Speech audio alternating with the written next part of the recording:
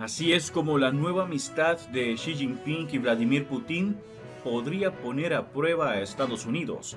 Mientras dos autócratas intercambiaron tributos en un festín de codorniz, venado salmón blanco siberiano y sorbete de granada, China y Rusia parecían conjurar el pacto antioccidental que Estados Unidos ha temido durante mucho tiempo. La visita de Estado del presidente chino Xi Jinping esta semana a su amigo, el presidente Vladimir Putin, se produjo en un momento crítico de la guerra de Rusia en Ucrania y del surgimiento de Beijing como una gran potencia cuya influencia ahora se extiende mucho más allá de Asia. Toda la visita se ha refractado a través del prisma del antagonismo mutuo de ambas naciones hacia Estados Unidos. Ya da paso Washington, observando con franqueza desde un costado, despreció la idea de que China sea un pacificador en Ucrania, acusando a Xi de ofrecer cobertura diplomática a un líder ruso contra quien la Corte Penal Internacional acaba de emitir una orden de arresto por crímenes de guerra. Pero parece dudoso que China y Rusia realmente hayan forjado el tipo de frente unido antiestadounidense temido por los profesionales de la política exterior de Washington. Aún así, Estados Unidos claramente ahora tiene un serio desafío de política exterior en sus manos. Estados Unidos se está preparando simultáneamente para lo que muchos expertos advierten que podría convertirse en una guerra fría con China y está librando una lucha de poder en Ucrania con su enemigo en la versión del siglo XX de ese enfrentamiento. Y China y Rusia juntas tienen más capacidad para frustrar los objetivos estadounidenses en Ucrania y en otros lugares. Xi y Putin están unidos en una prioridad central de política exterior: desacreditar e incluso desmantelar un orden mundial que creen que se basa en la hipocresía occidental y les niega el debido respeto como grandes potencias globales. Este resentimiento se ha enconado en la mente de Putin desde que colapsó la Unión Soviética y ha intentado durante años remodelar el sistema internacional. Pero según la Estrategia de Seguridad Nacional de Biden, China es el único competidor estadounidense con el poder económico, diplomático, militar y tecnológico para remodelar ese orden. A corto plazo, la propuesta de paz de 12 puntos de China para la guerra en Ucrania va en gran medida en contra de los objetivos de Estados Unidos, de castigar a Moscú para su invasión no provocada, aunque no parece tener pocas posibilidades de ganar tracción en Kiev, ya que bloquearía a Putin de tomar franjas del territorio ucraniano. Pero incluso si China rechaza lo que Estados Unidos dice que son solicitudes rusas de armas letales, la expansión de los lazos económicos y comerciales de Beijing con Moscú podría ayudar a Putin a permanecer en la guerra por mucho más tiempo. Un conflicto de desgaste agotador no solo podría desangrar la mano de obra militar de Ucrania, sino que también podría poner a prueba la determinación de Estados Unidos y los estados aliados de continuar financiando la resistencia de Kiev y abrir el tipo de divisiones políticas occidentales sobre la guerra que ya están surgiendo en las primarias presidenciales republicanas. Y si Washington sigue profundamente comprometido con Ucrania y agota sus propias existencias de municiones y armamento, por ejemplo, puede estar menos enfocado en lo que puede ser una pelea generacional con China en Asia. Eso le vendría bien a Beijing. Para pinchar la coreografía de unidad en Moscú esta semana, la Casa Blanca montó una contraofensiva de relaciones públicas durante la cumbre Xi-Putin y reforzó su apoyo multimillonario al gobierno del presidente de Ucrania, Volodymyr Zelensky, al anunciar este martes el despliegue antes de lo esperado de los sistemas de defensa antimisiles Patriot de Estados Unidos. Los ucranianos están aprendiendo a operar los sistemas en Fort Sill, Oklahoma, donde hombres y mujeres de 19 a 67 años entrenan de 7 de la mañana a 6 de la tarde, 6 días a la semana durante 10 semanas, informó Natasha Brentrand de CNN. Estados Unidos también acelerará el tiempo que lleva enviar tanques Abrams a Ucrania, enviando modelos más antiguos, dijeron el martes dos funcionarios estadounidenses. El objetivo estadounidense aquí es obvio: demostrar que si bien Putin podría estar dando la bienvenida a Xi, solicitando más apoyo para su brutal guerra, Occidente no vacila en su apoyo a Ucrania en un conflicto que el presidente de Estados Unidos, Joe Biden, ha descrito como vital para salvar la democracia del mundo de los autócratas. Pero la rivalidad entre Estados Unidos y China se desarrolla en un escenario global mucho más amplio, en el que Rusia, a pesar de su menor influencia global, también podría ser un aliado útil para China. Xi no hizo ningún intento por ocultar que su viaje a Moscú estaba al servicio del debilitamiento del poder estadounidense y occidental. Antes de irse advirtió en un comunicado que nuestro mundo se enfrenta a desafíos de seguridad tradicionales y no tradicionales, complejos y entrelazados, actos dañinos de hegemonía, dominación e intimidación, un lenguaje generalmente reservado para Washington. John Kirby, coordinador de comunicaciones estratégicas del Consejo de Seguridad Nacional, expuso las apuestas estratégicas de manera más sucinta en una entrevista con Christiane Amanpour de CNN este martes. Este es un matrimonio de conveniencia, no de afecto, no de amor. Donde se cruzan es contra Estados Unidos y nuestra influencia en todo el mundo, dijo Kirby. Les gustaría cambiar las reglas del juego y el uno en el otro ven un contraste útil.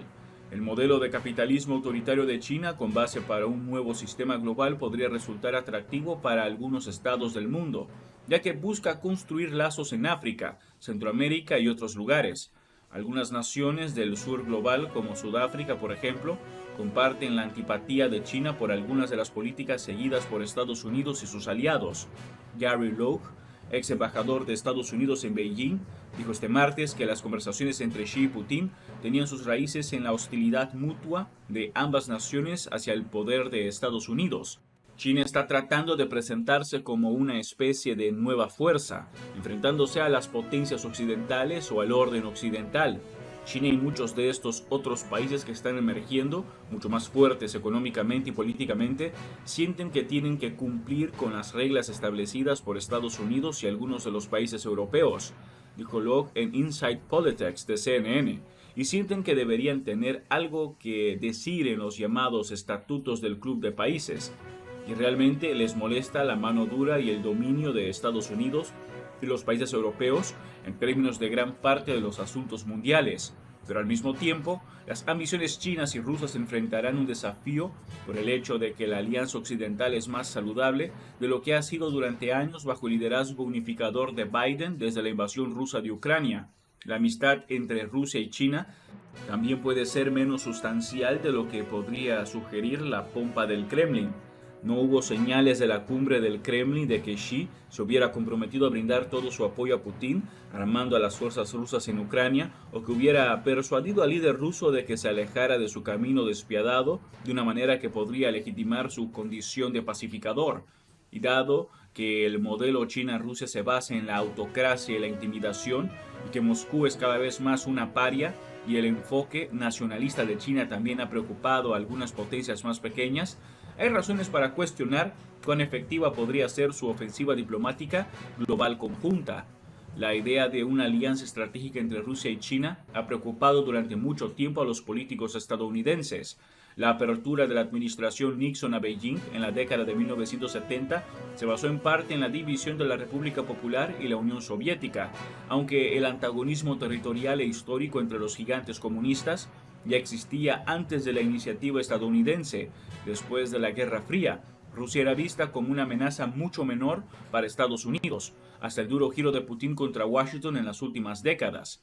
Uno de los arquitectos más reverenciados de la política de la Guerra Fría de Estados Unidos, el diplomático George Kennan, había advertido antes de su muerte que la expansión de la OTAN a los antiguos estados del Pacto de Varsovia en Europa del Este podría empujar a Rusia a los brazos de Beijing. En su diario del 4 de enero de 1997 predijo que Moscú respondería como si fuera una víctima, militarizaría aún más su sociedad y desarrollaría relaciones mucho más estrechas con los vecinos del Este, en particular Irán y China, con miras a formar un fuerte bloque militar antioccidental como contrapeso a la presión de la OTAN por la dominación mundial. Tanto China como Rusia se han acercado recientemente a Irán, otro enemigo jurado de Estados Unidos. Por su relación, a pesar de todas las cálidas palabras en el Kremlin esta semana, sigue lejos de ser un vínculo militar y no es una alianza formal como las que, por ejemplo, Estados Unidos mantiene en Europa para disuadir a Rusia y en el Pacífico, en parte para equilibrar el poder de China. Estados Unidos, como parte de su comentario fuera del escenario sobre la cumbre, ha tratado de mantenerlo así, advirtiendo durante semanas que China no debe proporcionar armas o municiones que Moscú necesita con urgencia con sus fuerzas luchando en muchos frentes feroces contra la resistencia ucraniana. El secretario general de la OTAN, Jens Stoltenberg, renovó la advertencia este martes.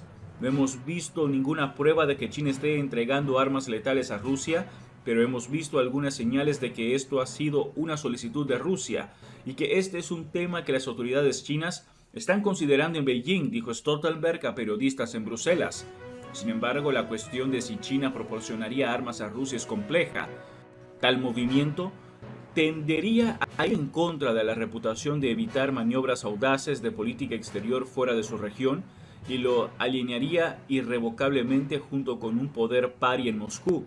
Es probable que la economía china se enfrente a duras sanciones internacionales en un momento en que ha estado luchando por recrear sus tasas de crecimiento vertiginosas. Beijing podría no solo empeorar sus relaciones ya tortuosas con Washington, sino que también podría interrumpir sus lazos económicos igualmente cruciales con la Unión Europea. China ya está obteniendo beneficios significativos de la guerra en Ucrania en términos de aumento del comercio y la capacidad de comprar gas y petróleo rusos a precio reducido. Bloqueados en los mercados europeos, las sanciones podrían ser un contrapeso no deseado en esa situación. La historia también sugiere que Beijing suele condicionar sus estrategias únicamente en un cálculo despiadado de su propio interés nacional.